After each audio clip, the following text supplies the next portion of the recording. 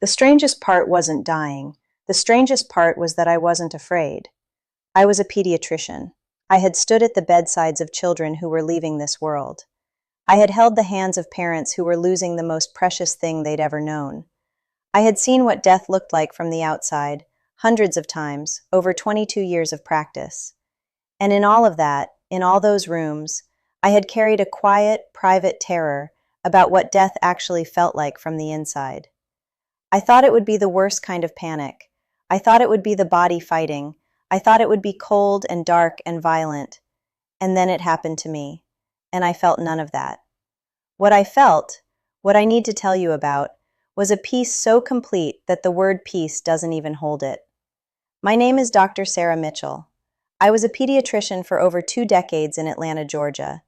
And what I am about to tell you, I have never told in full, not to anyone, not until right now. If you're new here, please subscribe before we go any further. What I'm sharing today matters. It matters especially if you have children in your life. Subscribe and make sure you don't miss what's coming. And before I keep going, drop a comment below. Tell me if you've had an experience like this, or tell me what brought you to this video today. I want to know who's listening, because what I was shown has everything to do with the people watching right now. I need to start the way it started for me, as a doctor, because that's important. That's the whole point of why I think I was chosen to see what I saw. It was a Tuesday in late October. I remember that because my clinic always ran long on Tuesdays. Vaccine schedule day, which meant a full waiting room and a staff that was already stretched thin by 3 in the afternoon. I had seen 31 patients that day, children, mostly under 5. The usual range of ear infections, well-child checks, that particular kind of anxious parent energy that you get when a 2-year-old has had a fever for 48 hours. I was driving home. I know now that what happened next was a cardiac event, a spontaneous coronary artery dissection. It's rare. It happens more often in women than most people realize, and often in women who appear otherwise completely healthy. I had no prior history, no warning signs I had recognized. I lost consciousness behind the wheel. My car went into a ditch at the edge of Peachtree Road. Someone called 911. Paramedics arrived within 4 minutes. My heart had stopped. From their report, I was without a pulse for 11 minutes before they got rhythm back. Now, I want to be precise here, because I'm a doctor and precision matters to me. I know what 11 minutes of cardiac arrest means clinically. I know what the brain is doing during that time. I know the arguments about oxygen deprivation and hallucination. I have made those arguments myself in conversations before this experience. I am not going to pretend those arguments don't exist. What I am going to tell you is what I experienced. And I'm going to tell you that nothing in my 22 years of medical training prepared me for it. Nothing in neuroscience, nothing in pharmacology, nothing in any clinical framework I know of explains the specificity of what I was shown. I did not drift. I did not dream in the way dreams work. Fragmented, senseless, dissolving when you reach for them. What happened to me was sequential, deliberate, and I came back with information I did not have before. Here is what I remember of the moment the accident happened. There was no impact of awareness. That's the only way I can say it. One moment I was driving, aware of the radio, aware of my hands on the wheel, aware of my own fatigue, and then I was somewhere else entirely, and I had not traveled there. There was no transition, no tunnel, at least not at first, just an immediate relocation of everything I was. And the first thing I noticed was the absence of weight. Not just physical weight, the weight of the day, the weight of the 31 charts I still needed to close, the weight of the phone call I'd been putting off, the weight of whatever low-grade worry I had carried in my chest for most of my adult life, that subtle background hum of, is everything okay? Am I doing enough? What am I missing? That was simply gone. I was standing, or I seemed to be standing, in a place that was light, in a way light doesn't normally work. Light here, in the physical world, comes from somewhere. It has a source. It casts shadows. What I stood in was not like that. The light was the place. It came from everywhere and from nothing, and it was warm. Not warm like temperature, warm like being known. I looked at my hands because that's what you do when you don't know where you are. They were my hands. But I understood immediately, in a way I cannot fully translate, that they were not the hands that had been pressing a steering wheel 11 seconds before. These were something more fundamental, the version of me that doesn't depend on the body to exist. And then, he was there. I say he because that is the only word. I am not going to dress this up in theological language that will put distance between you and what I'm trying to convey. He was there. And I knew who he was the way you know your own name, not because someone told you, but because it is simply true, and has always been true, and you never needed to be taught it. I have been asked what he looked like. The honest answer is that the question doesn't fully apply. What I was aware of was presence, a presence so layered and so complete that the visual impression was almost secondary to it. I can tell you there was light around him that was different even from the light of that place. I can tell you that when he looked at me, the looking went all the way through. Every version of myself I had ever been, every decision I had made, everything I was ashamed of and everything I was proud of, he saw all of it simultaneously, and there was no judgment in the seeing, only recognition. He said my name, and then he said, I want to show you something. What I saw next, I need you to understand the way it came to me. It wasn't like watching a video. It wasn't like reading a report. It was more like being inside it, like standing inside a situation and being able to perceive it from every angle at once, including angles that have no physical equivalent. He showed me children, not specific children I knew, not my patients exactly, though the experience carried the familiarity of them, carried the particular way you recognize a 5-year-old's face when you've known dozens of 5-year-olds. He showed me children in the world I had just come from, sleeping children, children in classrooms, children in their own bedrooms, alone with screens, alone with headphones on, children in the kind of ordinary moments that make up a childhood. And he showed me what was happening in those moments that their parents could not see. I want to be careful here because I know how this sounds. I know the categories that exist for this kind of claim. What I saw was not aliens. It was not a government program. It was not a conspiracy in the political sense. What I was shown was something older and more specific than that. There were things being given to children. Administered is the word that keeps coming to me even now. Administered, the way you administer a medication, with purpose, with precision, with the intention of producing a specific effect. And the parents were not present for it, not because they were negligent, but because what was being administered could not be seen with physical eyes. He showed me attention, not the concept of it, the substance of it. Children's attention is not neutral. He showed me that a child's focused attention is something of extraordinary value in the spiritual world. It is not simply cognitive engagement. It is an orientation of the whole self. When a child gives their attention, they give access.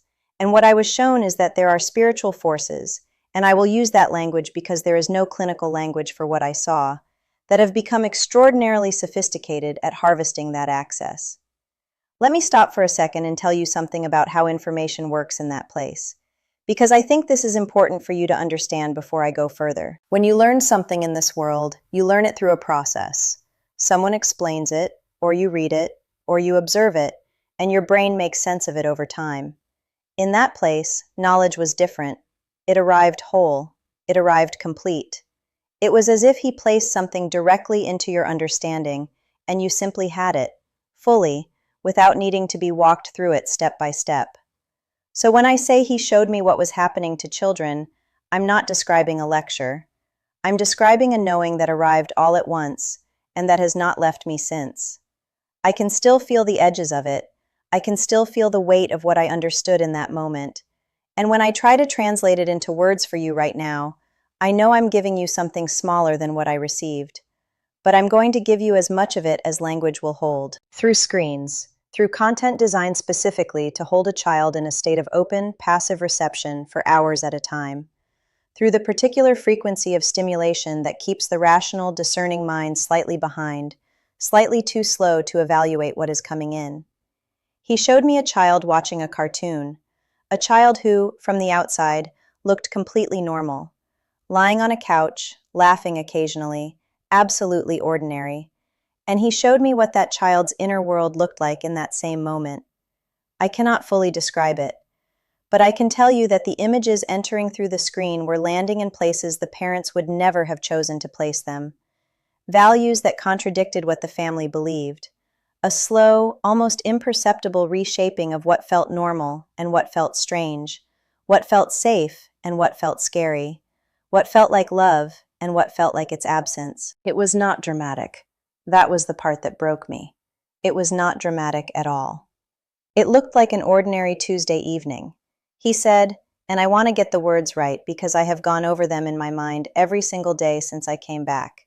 He said, "They are being shaped, and the ones who love them do not know what is shaping them." I started to cry. I don't know if crying is the right word for what happens in that place, because I didn't have eyes in the way I have eyes now. But something in me broke open, the way it breaks open when you understand something you can never un-understand. Because I thought of my own patients. 22 years of children I had cared for. I had checked their ears and their lungs and their lymph nodes. I had asked about their diet and their sleep and whether they were meeting developmental milestones. I had screened for depression, for anxiety, for developmental delays. I had done my job thoroughly to the best of my training, and I had never, not once, asked about this. Not because I didn't care, because it had never existed in my clinical framework as something to ask about. I thought about a boy I had treated for years. I'll call him Marcus. He was 8 years old the last time I saw him before my accident. Smart kid, funny, the kind of kid who asked questions about everything. Why does this work this way? What happens if you do that? His mother brought him in about 3 months before my accident because she was worried. He had become distant, quiet in a way that wasn't like him. He wasn't sad exactly. She said he just seemed like he was always somewhere else, even when he was in the room with them. I had run through my differential, sleep issues, screen time, possible early onset anxiety. I had given her a handout about healthy technology habits. I had told her to schedule a follow-up in 6 weeks. I had done what I was trained to do. Standing there in that place, he showed me Marcus again. And he showed me what I had missed.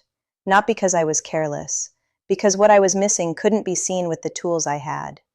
He knew I was thinking this. He knows everything you're thinking. And he didn't tell me I had failed.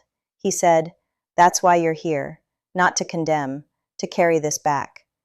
And then he showed me something else, something I was not expecting. He showed me my own death, not the one that had just happened, the one that was coming. He showed me the end of my life, the actual end, and he showed it to me with a specificity that I still cannot fully process. I saw the room I will be in. I saw the people who will be there. I saw my own face. And I understood, in the way you understand everything in that place, without being told, without explanation, that I would have lived the rest of my life in full, that I was being sent back to complete something, that the time between now and that final moment was not empty time, it was the point. He showed me the harvest. This is how he showed it to me, as a harvest. Parents who had started to pay attention, families who had begun to make different choices about what they let into their children's minds, children who had grown up with something intact that could have been quietly taken. And every single one of those children carried something forward, into their own children, into the people around them, into a world that desperately needed what they had managed to preserve. It looked like very small things, turning off a screen, sitting on the edge of a bed and asking a question, a parent deciding that they wanted to understand, not just manage, and the ripples of those small things going forward in time, multiplying, sustaining something that was worth sustaining. I saw families I didn't recognize. They weren't my patients. They weren't anyone I knew. They were ordinary families. And the thing that set them apart, the thing that made them part of the harvest, was not that they were perfect. They weren't. They made mistakes. They got things wrong. There were hard conversations and slammed doors and moments of real failure in every single one of those families. What set them apart was that they were paying attention. They had not decided that the ordinary hours were unimportant. They had not assumed that because something didn't look like a crisis, it wasn't a battle. He showed me a father sitting on the floor of his daughter's bedroom. She was maybe 7 years old. He had just turned off the tablet she had been watching. She was a little frustrated. He was asking her questions about her day, not distracted questions, not half-present questions, but actual full attention questions. And I could see, in the way you can see everything in that place, what that conversation was doing, what it was building in her, what it was protecting. That father had no idea. He thought he was just asking his daughter about school. He was doing something that would travel forward for generations. The mission accepted. The call heard. He told me to go back.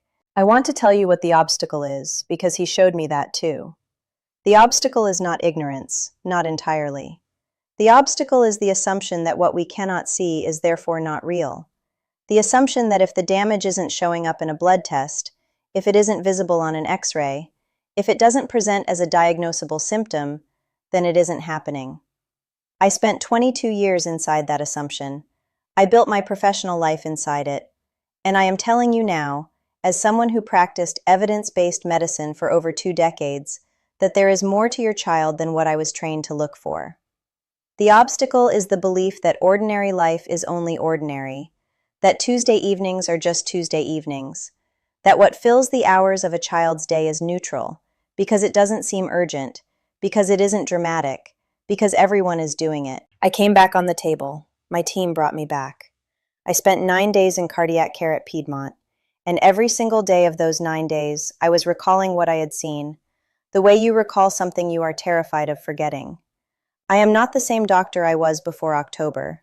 I don't ask the same questions I used to ask. I started asking parents about screens, about content, about what their children are consuming in the hours when they think the children are simply occupied. I started asking in a way I never would have before, with genuine urgency, not clinical detachment. Some parents look at me like I've changed, and I have. What I want to leave you with is this. What I saw on the other side was not dark, even when what I was shown was difficult. The presence I was in the room with, I don't know how else to say this, that presence is more real than anything in this world, more real than this chair I'm sitting in, more real than the words I'm speaking right now.